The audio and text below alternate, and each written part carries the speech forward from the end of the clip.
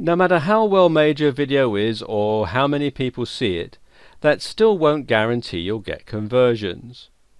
In order to get conversions, you need to make sure you're measuring the effectiveness of your videos and that you're hitting home with a persuasive message.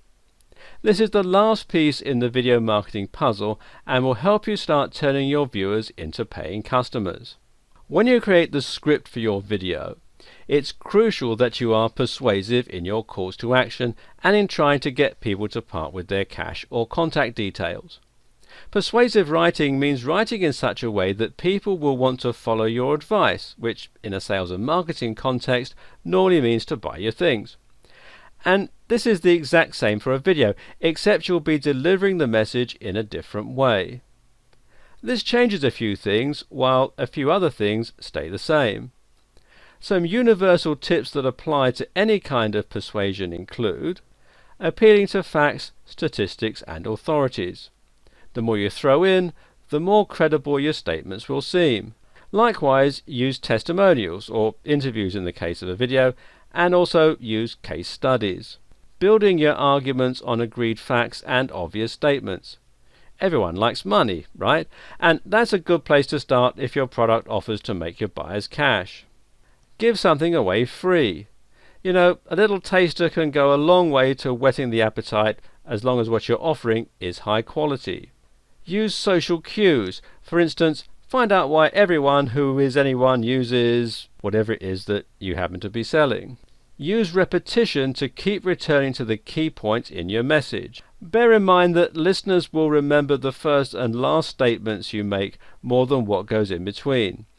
This is what psychologists call the primacy and regency effect. Be personable and include a personal story. You know, people love narratives. And finally, sell the value proposition. Remember, you don't sell hats, you sell warm heads. What is the ultimate end result of someone using your product or service? How can you appeal to this on an emotional level and get them to visualize it? Meanwhile, one of the things that changes will be the opening. In it, you'll want to really hit home right away with an engaging statement. Keep in mind that you don't have headlines as you do in written content, and your viewers can't skim read the content. Remember what we said about removing pauses and maintaining flow? Make sure each point leaves your listeners wanting to know what's next. You might also want to consider building to a crescendo throughout the course of the video, and you can use swelling music to try and capitalize on this emotional build-up. This can help create a call to action at the end, which will have even more of a sense of urgency about it. The specific wording will also change slightly between the written and spoken word. You can get away with using longer sentences, you can play more with emphasis, and generally you want to be slightly more colloquial. You can also take advantage of images to fill the gaps, meaning that not everything needs to be explicitly explained. And most important of all, keep marketing videos short.